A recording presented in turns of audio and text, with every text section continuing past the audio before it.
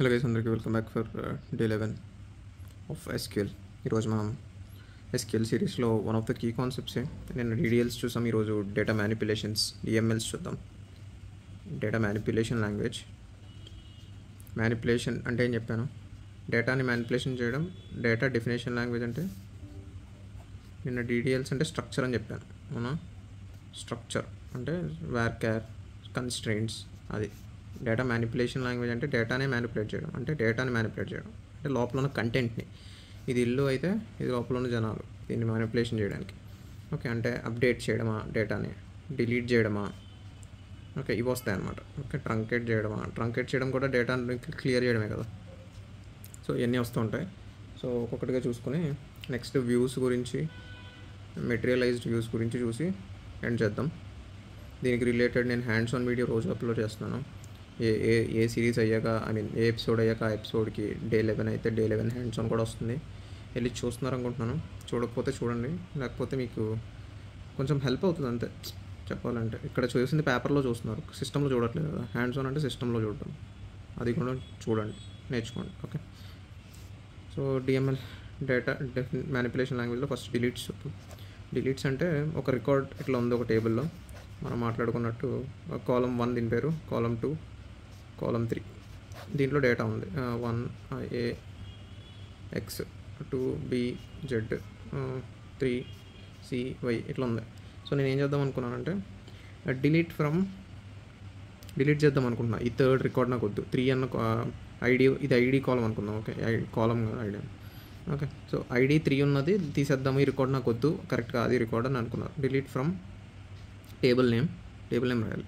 ఈ table name suppose x అనుకుందాం. Okay, delete from table x where condition రాస్తే where ID is equals to 3, అంటే ఈ కాలం name ఇచ్చి ఈ 3 ఇచ్చిన ఐడి డిలీట్ చేయంటున్నా. ఓకే, నీకు ఇప్పుడు ఒకటి ఇది డిలీట్ అయిపోతుంది ఎగ్జిక్యూట్ చేస్తే, ఈ రెండే ఉంటాయి. నాకు అట్లా కాదు, ఈ 3 ఉన్నప్పుడు అంటే ఇది రన్ చేయలేదు అనుకోండి, ఈ 3 ఉన్నాయి, అప్పుడు ఐడి ఇన్ 2, 3 అంటే 2, 3 రెండు లేసిపోతాయి, 2, 3. ఓకే, సో ఇది ఒక వే ఇన్ని పెట్టడం, లేదా ఈక్వల్ టు పెట్టడం. మనం ఆల్రెడీ చూసాం equal to operator, in operator గురించి. ఓకేనా, సో ఇది డిలీట్స్ గురించి. ఇంతకు మించి డిలీట్ ఏం చెప్పొచ్చు అంటే ఇంకోటి, డిలీట్ ఫ్రమ్ టేబుల్, అదే టేబుల్ నేమ్ కదా, డిలీట్ ఫ్రమ్ ఎక్స్ అని జస్ట్ ఇట్లా రాసి వదిలేసావు అంటే అన్ని రికార్డ్స్ డిలీట్ అయిపోతాయి. ఎన్ని ఉంటాయి అన్ని, హండ్రెడ్స్ ఉంటే హండ్రెడ్స్ అన్ని రికార్డ్. నువ్వు వేర్ కండిషన్ పెడితే ఆ వేర్ కండిషన్కి తగ్గట్టు ఆ పర్టికులర్ రికార్డ్ని మాత్రమే, లేదా ఒక కపుల్ ఆఫ్ రికార్డ్స్, ఇప్పుడు ఇక్కడ అనుకో కపుల్ ఆఫ్ రికార్డ్, ఈ వేర్ కండిషన్ బట్టి రికార్డ్స్ పిక్ అయ్యి ఆ రికార్డ్స్ మాత్రం డిలీట్ అవుతాయి. ఓకే, సో అది డిలీట్ గురించి చెప్పడానికి. నెక్స్ట్ వచ్చేసి మనం అప్డేట్ గురించి చూద్దాం. అప్డేట్ కమాండ్ ఏంటంటే update table name set column. ఇప్పుడు కాలం 2 అప్డేట్ చేయాలనుకో, column 2 is equals to b. నాకు ఇది వద్దు, 2 ఆల్రెడీ ఈ 3 ఉన్నాయి అనుకుందాం మళ్ళీ. ఓకే, సో ఈ బి కాదు యాక్చువల్లీ, ఇది ఈ కాలం 2 అన్న వాల్యూ ఇక్కడ వీడికి బి అని ఉండకూడదు, డి అని ఉండాలి. తప్పు పడింది. అప్పుడు నేను ఇది అప్డేట్ చేయాలి కదా మరి డీకి, అంటే ఇది కొట్టేసి డి రావాలి కదా. సో అప్పుడు ఏం రాస్తాం అంటే అప్డేట్ ఈ ఎక్స్ అన్న టేబుల్ ఎక్స్ సెట్ కాలం. ఈ టేబుల్ ఇట్లానే ఉంటుంది ఎందుకంటే table command. Update table name set column 2 is equals to D.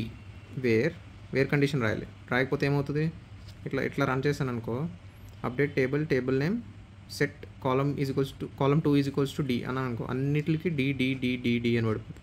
నువ్వు పర్టికులర్ ఈ 2 ఉన్న చోటే కదా డి పెట్టాలనుకుంటున్నావు, అందుకు wear ID is equals to 2.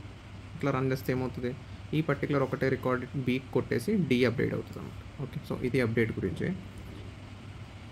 ఇంకా యూస్ కేసులు ఎక్కడెక్కడ ఉంటాయి ఈ అప్డేట్కి అట్లా అడుగుతావు అంటే, నువ్వు సపోజ్ ఇప్పుడు నీ దాంట్లో ఇది ఈమెయిల్ ఐడి కాలం అనుకుందాం. ఓకే, ఇందులో ఒక్కొక్క వాల్యూ క్యాపిటల్ లెటర్స్లో పడిపోయింది. అంటే నీ పేరు కానూరి మహేష్ అనుకో, కానూరి మహేష్ @gmail అని మొత్తం క్యాపిటల్స్ పడిపోయింది.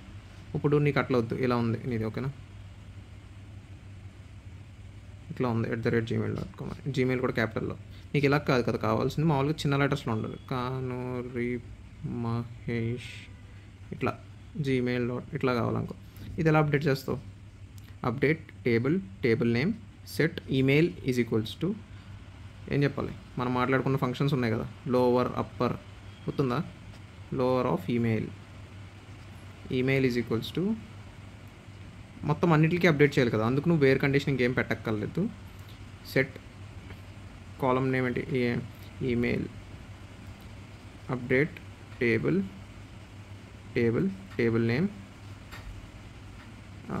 Set email is equals to lower of email, అంటే ఆ ఈమెయిల్ని మొత్తం లోవర్ చేసేస్తున్నాం అనమాట. సో అట్లాగా ఇంకా నువ్వు ఏదైనా వాడుకోవచ్చు. ఇప్పుడు శాలరీని డబల్ చేయాలి అందరికీ, ఇప్పుడు మీ కంపెనీలో అందరికీ శాలరీ హైక్ ఇచ్చారు, ఒక 10% హైక్ ఇచ్చారు అనుకో, ఎట్లా చేస్తావు, set salary is equals to 0.1 కాదు 1.1 ఇంటూ, అంటే 1.1 అంటే ఎంత, 100 పైన 0.1 అంటే 10 అని, అంటే మొత్తం 110 కదా, 110 అని 1.1% అంటాం కదా. సో 1.1 ఇంటూ నీ శాలరీ, అంటే ఓల్డ్ శాలరీ కింద కన్సిడర్ చేస్తుంది, ఈ కాలమ్ని కన్సిడర్ చేసుకుని ఓల్డ్ శాలరీకి 1.1 ఇంటూ చేసి న్యూ శాలరీ కింద చూపిస్తుంది అనమాట, అప్డేట్ చేస్తుంది. వచ్చిందా, అర్థమైందా అది. సో నేను ట్రంకేట్ గురించి ఆల్రెడీ మాట్లాడుకున్నాము, డేటాని క్లియర్ చేయడానికి ట్రంకేట్ స్ట్రక్చర్ రిటైన్ చేస్తుంది ట్రంకేట్ అయితే. ఓకే, సో ఇప్పుడు ఏం చేద్దామంటే క్రియేట్ టేబుల్ నేమ్, ఇది ఎందుకు చెప్తున్నాను చూడండి, యాజ్ కమాండ్, ఇప్పుడు దాకా చూడలేదు మీరు, ఎట్లా ఇచ్చారంటే టేబుల్ నేమ్ బ్రాకెట్లు ఇచ్చి ఒక్కొక్క కాలమ్ నేమ్ రాసుకుంటూ వెళ్ళారు.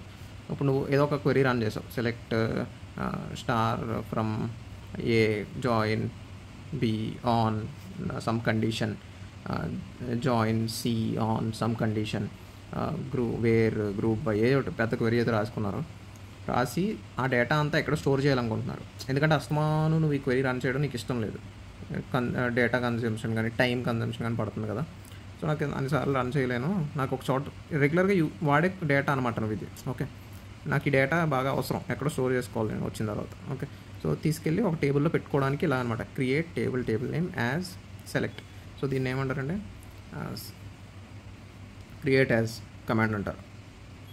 ఓకే, క్రియేట్ యాజ్ సెలెక్ట్ పెడితే ఈ సెలెక్ట్ క్వెరీ అంతా ఏదైతే రాసావో ఆ డేటా అంతా వచ్చి స్టోర్ అయిపోతుంది. దీంట్లో డ్రాబ్యాక్ ఏంటి అంటే ఈ క్వెరీ ఈరోజు నువ్వు రన్ చేసావు, ఓకే, నీకు ఒక 100 రికార్డ్స్ వచ్చినాయి, రేపు పొద్దున్న మళ్ళీ ఇదే క్వెరీ రన్ చేస్తే 100 వస్తాయా, మేబీ డేటా అప్డేట్ అవుతూ ఉంటుంది కదా ఈ టేబుల్స్లో బ్యాక్ ఎండ్లో, దానివల్ల మేబీ 99 రావచ్చు, లేదా ఇంకా ఎక్కువ రావచ్చు, 110 రావచ్చు, పెరగచ్చు తరగచ్చు చెప్పలేం, డిలీట్ చేయొచ్చు, లేదా ఎవడైనా కొత్త రికార్డ్స్ యాడ్ చేయొచ్చు, రైట్. కాకపోతే నువ్వు ఇది ఇట్లా క్రియేట్ టేబుల్ నేమ్ క్రియేట్ అని రాస్తావు కాబట్టి స్టాటిక్గా ఇంకా ఈ టేబుల్లో డేటా ఈ రోజుదే ఇన్సర్ట్ అయిపోయి ఉంటుంది, అంటే 100 రికార్డ్స్ ఇన్సర్ట్ అయిపోయి ఉంటాయి. ఈ 99 ఇవన్నీ మళ్ళీ అప్డేట్ కింద రావు ఎప్పటికప్పుడు. ఓకే, ఇది ఒక స్టాటిక్ కింద అలా ఉండిపోద్ది ఒక ముద్దలాగా. ఓకే, ఇంకా ఇందులో 100 ఉండిపోతాయి అనమాట ఈ టేబుల్లో. సో నువ్వు నాకు మళ్ళీ అలాగ ఇప్పుడు అప్డేట్ అయిందని తెలిసింది నీకు, ఈ క్వెరీ రన్ చేస్తే మామూలుగా సెపరేట్గా ఎక్కడైనా రన్ చేస్తే ఈ క్వెరీ అప్డేట్ అయినాయి అంటే నువ్వు మళ్ళీ వచ్చి ఈ టేబుల్ని రీక్రియేట్ చేసుకోవాలి, క్రియేట్ ఆర్ రీప్లేస్ పెట్టి, అప్పుడు మళ్ళీ రీక్రియేట్ అవుతుంది టేబుల్. దీనివల్ల నెగిటివ్స్ ఏంటంటే స్టోరేజ్ ఒకటి ఉందిగా, మరి స్టోరేజ్ ఉంది ప్లస్ అంత ఆటోమేటిక్గా అప్డేషన్ అవ్వట్లేదు,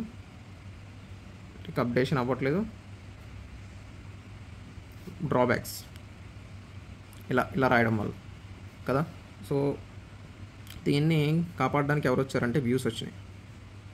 వ్యూస్ అంటే ఏంటి అంటే ఈ క్వెరీ ఉందా, సేమ్ ఇదే రాస్తావు, ఎట్లా రాస్తావు అంటే క్రియేట్ వ్యూ నేమ్ ఇస్తావు, సేమ్ అట్లానే జస్ట్ టేబుల్ బదులు వ్యూ అంటావు అంతే. యాజ్ సెలెక్ట్ నీ సేమ్ క్వెరీ, మళ్ళీ జాయిన్లు ఏ ఉన్నాయి కదా 2-3 జాయిన్లు అన్నీ పెట్టుకుంటావు. దీని అర్థం ఏంటి అంటే ఇప్పుడు ఇది స్టోరేజ్, ఇట్లా నువ్వు ఈ డేటా అంతా వస్తుంది కదా 100 రికార్డ్స్, ఇదంతా ఒక చోట స్టోర్ చేస్తుంది S3లో కదా ఈ టేబుల్ అయితే. కానీ వ్యూ అలా కాదు, డేటాని S3లో స్టోరేజ్ చేయదు, నో స్టోరేజ్ రిక్వైర్డ్.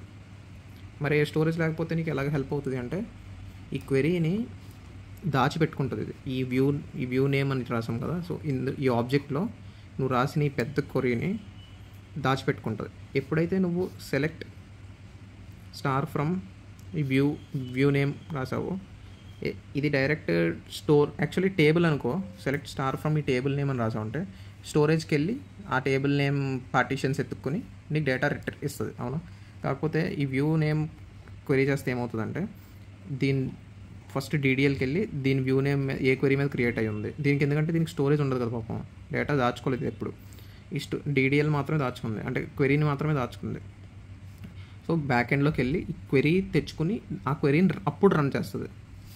ఇది టేబుల్ క్రియేషన్ అప్పుడు ఈ క్వెరీని రన్ చేసి వచ్చిన డేటాని స్టోర్ చేసుకుని నీకు రామ్ టేబుల్ నేమ్ టేబుల్కి క్వెరీకి సంబంధం పోయింది ఇక్కడ. ఇంకా ఓకే, ఒకసారి క్రియేట్ చేశాక టేబుల్కి క్వెరీకి సంబంధం పోయింది. ఎవరికి సంబంధం వస్తుంది ఇక్కడ? టేబుల్కి స్టోరేజ్కి సంబంధం వస్తుంది కదా. కానీ ఇక్కడ ఏమవుద్ది, వ్యూకి ఎప్పుడు క్వెరీతో సంబంధం ఉంటూనే ఉంటుంది ఎన్నిసార్లైనా. ఎందుకంటే ఇంకా దీనికి ముడిపడిపోయి ఉంది. ఇంకెప్పుడు నువ్వు వ్యూని రీడ్ చేద్దామని చూస్తే స్టోరేజ్కి వెళ్ళదు, క్వెరీకి వెళ్ళి క్వెరీ రన్ చేస్తే ఏమవుద్ది, క్వెరీ ఇండైరెక్ట్గా స్టోరేజ్కి వెళ్తుంది ఇప్పుడు. ఓకే, సో నీకు ఇక్కడ ప్లస్ పాయింట్ ఏంటి, వ్యూ టేబుల్తో కంపేర్ చేస్తే స్టోరేజ్ లేదు, స్టోరేజ్ అక్కర్లేదు, ఆటోమేటిక్ అప్డేట్ జరుగుతుంది, స్టోరేజ్ చేసుకోదు, పాజిటివ్స్ ఇవన్నీ ఆటోమేటిక్గా అప్డేట్ అవుతుంది. ఎందుకు ఆటోమేటిక్గా అప్డేట్ అవుతుంది అంటున్నాను, ఇప్పుడు నువ్వు వ్యూ కాల్ చేసావు, సపోజ్ వ్యూ క్రియేట్ చేసావు, ఓకే, డేటా ఏం స్టోర్ అవ్వట్లేదు, క్వెరీ ఒకటే స్టోర్ అవుతుంది. ఇప్పుడు ఈ క్వెరీ రన్ చేశాను అనుకో, ఇప్పుడు ఆ వ్యూ కాల్ చేశాను అనుకో 100 వచ్చినాయి, రేపొద్దున్న కాల్ చేశాను అనుకో, ఈ క్వెరీ వల్ల సమ్ బ్యాక్ ఎండ్లో ఏబీసీలు అప్డేట్ అయినాయి కదా టేబుల్స్. సో ఈ క్వెరీ మళ్ళీ ఇప్పుడు రేపొద్దున ఫ్రెష్గా రన్ అవుతున్నప్పుడు ఆ క్వెరీ నాకు 99 రికార్డ్స్ రిటర్న్ చేస్తుంది. నేను మళ్ళీ ఎల్లుండి రన్ చేస్తున్నప్పుడు ఆ వ్యూని కాల్ చేశాను అనుకో, ఇండైరెక్ట్గా క్వెరీ రన్ అవుతుంది కదా, క్వెరీ నాకు 110 రికార్డ్స్ ఇచ్చింది. సో ఆటోమేటిక్ అప్డేట్ కూడా జరుగుతుంది అనమాట ఇక్కడ. సో ఈ పాజిటివ్స్, దీనికి ఎన్ని పాజిటివ్స్ అయినా నెగిటివ్స్ లేవా అంటే ఉంది. ఏంటంటే ఇప్పుడు ఇది ఒక పెద్ద క్వెరీ రాస్తాను నేను, జాయిన్ గ్రూప్ బై పెట్టేసి రాస్తాను. ఎంతసేపు పడుతుంది మొత్తం క్వెరీ రన్ అవ్వడానికి? గంటలు పడుతుంది. అంతసేపు నువ్వు వ్యూని చూస్తా కూర్చుంటాడు ఏంటి ఎవడైనా? అది ఒక డ్రాబ్యాక్ కదా, మరి అది డ్రాబ్యాక్. అది నేను ఎలా చెప్పానంటే, నేను చేస్తున్న చోట ఎలా ఉండేదంటే, ఒక టేబుల్ ఉండేది, దాన్ని ఇంక్రిమెంటల్ టేబుల్ అనేవాళ్ళం, ఇంకో టేబుల్ ఉండేది హిస్టారికల్ టేబుల్ అనేవాళ్ళం. ఈ రెండు డేటాస్ని కంబైన్ చేసి ఒక వ్యూ క్రియేట్ చేసాం, కంబైన్డ్ వ్యూ అంటున్నాం దీన్ని. ఓకే, సో ఈ కంబైన్డ్ వ్యూలో ఈ రెండింటిని పెడతాం అనమాట, యూనియన్ ఆల్ యూస్ చేసి. అంటే దీంట్లో కాలమ్స్ అన్నీ ఒకేలా ఉంటాయి. యూనియన్ మాట్లాడుకుందాం కదా మనం, యూనియన్ ఫంక్షన్ ఏం చేస్తుందని. దీంట్లో కాలమ్స్ ఒకేలా ఉండాలి. నువ్వు రాస్తున్నప్పుడు కాలమ్ ఆర్డర్ అంతా ఒకేలా ఉండాలి. అంటే సెలెక్ట్ స్టార్ ఫ్రమ్ అని రాయకుండా సెలెక్ట్ అన్ని కాలమ్స్ వరుసగా సెలెక్ట్ చేసుకోవడం, యూనియన్ ఆల్ సెలెక్ట్ అన్ని దీంట్లో ఉన్న సేమ్ మ్యాచింగ్ కాలమ్స్ని అదే ఆర్డర్లో పెట్టుకొని సెలెక్ట్ చేసుకుంటే నీకు కంబైన్డ్ వ్యూ క్రియేట్ చేయడానికి యూనియన్ ఆల్ యూజ్ చేసి అలా చేసేవాళ్ళం అనమాట. సో మేము ఏం చేసామంటే ఆర్డర్ బై అని ఒక పెట్టి ప్రైమరీ కీతో ఆర్డర్ చేసేవాళ్ళం లాస్ట్లో. కాకపోతే ఈ order by is very complex అనమాట. కాంప్లెక్స్ అంటే చాలా ఎక్కువ డబ్బులు తీసుకుంటుంది, చాలాసేపు పడుతుంది అనమాట అలా అది రన్ అవ్వడానికి. ఆర్డర్ బై పెట్టామంటే చచ్చావే, చాలా టైం పడుతుంది మొత్తం రికార్డ్స్ అన్నీ రిటర్న్ చేయడానికి. ఎందుకంటే అస్తవ్యస్తంగా ఉన్న ఒక టేబుల్ డేటాని అది పైకి కిందకి జంబుల్ చేసి నీకు ఒక ఆర్డర్లో ఇవ్వాలి కాబట్టి. ఓకే, సో అందుకని చాలా టైం పట్టేది. సో మేము దీన్ని ఎట్లా ఆప్టిమైజ్ చేసామంటే ఇంక తీసేసాం, ఇంకా మాకు ఆప్టిమైజ్ ఏం లేదు, ఇంకొద్దు అని చెప్పేసి దీనివల్ల ఎక్కువ టైం పడుతుంది కదా, తీసేస్తే బాగుంటుందని తీసేసి వాడుకునే వాళ్ళం అనమాట వ్యూ. ఓకే, సో దీని డ్రాబ్యాక్ వచ్చి టైం కన్జంప్షన్. హ్యూజ్ క్వెరీస్ ఉంటే టైం కన్జంప్షన్ ఎక్కువ అవుతుంది. మరి దీనికి రీప్లేస్మెంట్ ఏం రాలేదంటే వచ్చింది మెటీరియలైజ్డ్ వ్యూస్ దీని పేరు. దీనికి ఏమవుతుందంటే డేటా అన్నది స్టోరేజ్ ఉంటుంది టేబుల్ లెక్కనే నువ్వు ఎప్పుడైతే మెటీరియలైజ్ క్రియేట్ చేసావో మొత్తం డేటా అంతా క్వెరీలోంచి స్టోరేజ్ అయిపోతుంది. మరి స్టోరేజ్ అయిపోతే సేమ్ ఇయర్ డ్రాబ్యాక్స్ దీనికి కూడా ఉండాలి కదా. స్టోరేజ్ డ్రాబ్యాక్ సరే ఉంది స్టోరేజ్ది, అంటే మనం ఏదో ఒకటి కోల్పోవాలి మొత్తానికి. స్టోరేజ్ అయినా కోల్పోవాలి, లేకపోతే ఆటోమేటిక్ రిఫ్రెష్ అయినా కోల్పోవాలి, టైం అయినా కోల్పోవాలి కదా. సో అన్నిటికంటే ముఖ్యం మేబీ టైం ఏమో. సో అందుకని ఈ మెటీరియలైజ్ వ్యూ ఎట్లా బిల్డ్ చేశారంటే, ఇది స్టోరేజ్ ఓకే, స్టోరేజ్ నేను స్టోర్ చేస్తాను డేటా, కాకపోతే ఆటోమేటిక్ అప్డేట్ ఇచ్చాడు అనమాట దానికి. అంటే ఎట్లా అంటే ఆటోమేటిక్ అప్డేట్ ఏం కాదు. సో అది క్రియేట్ మెటీరియలైజ్ సేమ్ అంతే, మెటీరియలైజ్డ్ స్పేస్ వ్యూ, ఒక వ్యూ నేమ్ ఇచ్చుకుని ఓకే యాజ్ సెలెక్ట్ అని నీ సెలెక్ట్ కమాండ్ మొత్తం పెడితే మెటీరియలైజ్ వ్యూ క్రియేట్ అవుతుంది. క్రియేట్ అయితే డేటాని బ్యాక్ ఎండ్లో స్టోర్ చేస్తుంది, అంటే పార్టీషన్స్లో స్టోరేజ్ లేయర్లో స్టోర్ చేస్తుంది. స్టోర్ చేశాక నువ్వు ఈరోజు 100 రికార్డ్స్ ఉన్నాయి, మళ్ళీ సేమ్ కాన్సెప్ట్. రేపు పొద్దున్న వచ్చి నువ్వు మళ్ళీ ఇది మెటీరియలైజ్ వ్యూ రన్ చేసావు అనుకో, select star from materialised view name ఇచ్చావు అనుకో, సేమ్ అదే 100 కనిపిస్తున్నాయి. సెకండ్ డే నీకు అది యాక్చువల్లీ 99కి మారిపోయింది అనమాట మనం మాట్లాడుకున్న ప్రకారం, కానీ ఇంకా 100 అని చూపిస్తుంది నీకు. ఎందుకు అంటే మెటీరియలైజ్డ్ వ్యూలో కూడా ఆ ఆటో రిఫ్రెష్ అన్న ఫీచర్ లేదు వ్యూ లెక్క. ఓకే, వ్యూ ఎందుకంటే డైరెక్ట్ క్వెరీతో ముడిపడి ఉంది, ఈ రెండు స్టోరేజ్లతో ముడిపడి ఉన్నాయి. మరి ఆటో రిఫ్రెష్ లేనప్పుడు ఇది ఎందుకు, టేబులే వాడుకోవచ్చు కదా. అంటే ఇందాక మనం మాట్లాడుకున్నట్టు టేబుల్ ఒకవేళ 100 కాస్త 99 రికార్డ్స్ అయినాయి అనుకో, టేబుల్ని ఏం చేయమన్నాను, మళ్ళీ వచ్చి ఆ create or replace reminder run చేయమన్నా ఆ క్వెరీని, అప్పుడు 99కి అప్డేట్ అవుతుంది. మళ్ళీ రేపొద్దున 110 అయినాయి, మళ్ళీ నువ్వు రేపొద్దున వచ్చి మళ్ళీ రన్ చేయాలి క్రియేట్ ఆర్ రీప్లేస్. కానీ మెటీరియలైజ్ వ్యూకి ఎట్లా ఉందంటే రీఫ్రెష్ మెటీరియలైజ్ వ్యూ నేమ్ ఇట్లా రాస్తే మెటీరియలైజ్ వ్యూ ఎప్పటికప్పుడు రీఫ్రెష్ అయిపోద్ది. దీనివల్ల పాజిటివ్ ఏంటంటే నువ్వు ఈ కోడ్ని దాయక్కర్లా, నువ్వు ఒక సంవత్సరం తర్వాత వచ్చి కూడా నువ్వు ఈ కోడ్ని దాచుకుని రోజు నేను ఈ రన్ చేస్తానేంటి, ఈ కోడ్ ఎప్పుడు ఎగిరిపోయి ఉంటుంది నా వర్క్షీట్లోంచి కదా. అదే నువ్వు ఈ కోడ్ని తీసుకెళ్ళి ఒక మెటీరియలైజ్ వ్యూ క్రియేట్ చేసేసావు అనుకో, సో ఆ మెటీరియలైజ్ వ్యూ ఫస్ట్ స్టోరేజ్ లేయర్లో స్టోరేజ్ క్రియేట్ చేసేసుకుంటుంది ఆ డేటాతో. నువ్వు ఎప్పుడు కావాలంటే అప్పుడు వచ్చి ఫస్ట్ క్వెరీ రన్ చేసుకునే ముందు రీఫ్రెష్ మెటీరియలైజ్ వ్యూ నేమ్ అని రాసుకుని నువ్వు select star from materialise view ఇట్లా రాస్తే నీకు హ్యాపీ అదనమాట. సో రేపు పొద్దున ఇంకా కొన్ని కాన్సెప్ట్స్ ఉన్నాయి. సో అవి సంథింగ్ లైక్ ఆటోమేటిక్గా ఈ మెటీరియలైజ్ వ్యూని ఎట్లా రిఫ్రెష్ చేయాలి, నువ్వు ఇంకా వేలు పెట్టకుండా దాని అంతటా అదే ఇంకా ఆటోమేటిక్గా అవ్వాలి, అది ఎట్లా అవ్వాలన్నది ఫర్దర్ కాన్సెప్ట్స్లో నేను చెప్తాను. Okay, so that should be all for today guys. Hope you learn well. ఈరోజు వచ్చి చూసింది మనం all the DML commands, and we talked about table creation with the select statement create as command, and we talked about views and what are their drawbacks as compared to, and what are their positives and negatives as compared to table, and we talked about materialized view which had covered most of the drawbacks as compared to table and view. Hope you enjoyed this session. Thank you. Bye.